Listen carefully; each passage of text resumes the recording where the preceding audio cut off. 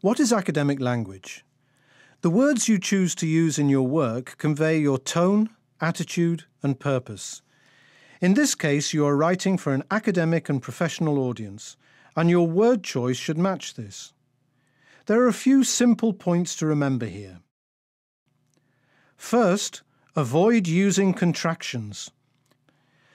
This is very simple to implement.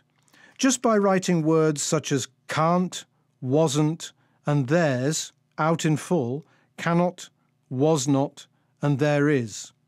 Your text is already that much more academic and professional. Second, avoid using phrasal verbs. A phrasal verb is a verb plus a preposition, such as to set up, and they are typically seen as informal. There is almost always a more academic alternative, and this alternative is only one word and is generally longer.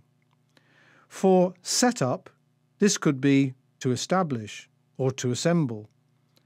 What would be academic formal synonyms for the other 5 phrasal verbs?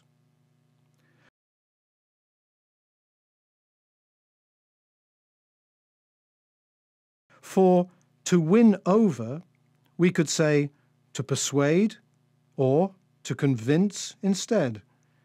Someone who should see to a task can also execute a task or ensure something is completed.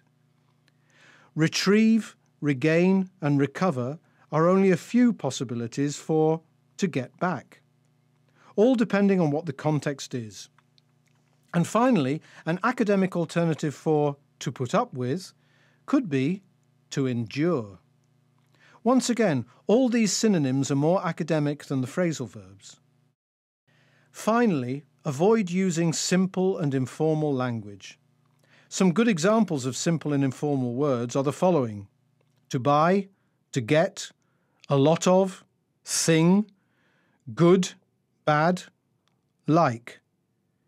Each of these also has numerous academic alternatives that are much more concise and nuanced in their meaning. Once again, context is important to know which academic synonym would be best to use, but some examples for these usual suspects are purchase, acquire for to buy, obtain, achieve, receive, to mention just a few, for to get. We see quite a lot of, which should be replaced with substantial, numerous, many, and so on. Thing could really mean anything. By using thing, you are signalling to the reader that you either A, do not have the range in vocabulary to provide the real word, or B, that you could not be bothered to find the time to think of the actual word you would like to use.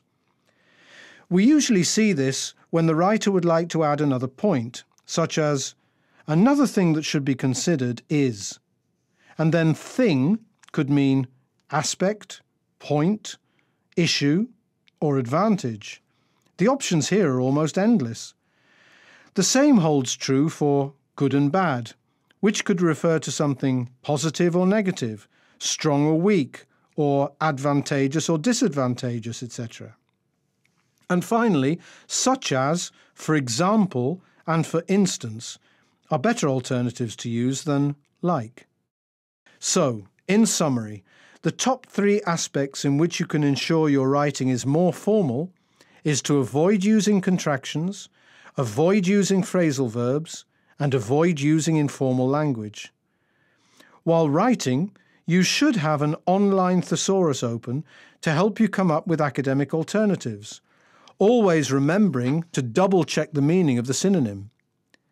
You can also refer to the academic word list and the academic phrase bank to improve your range of academic vocabulary and to become aware of what is acceptable word choice in this setting.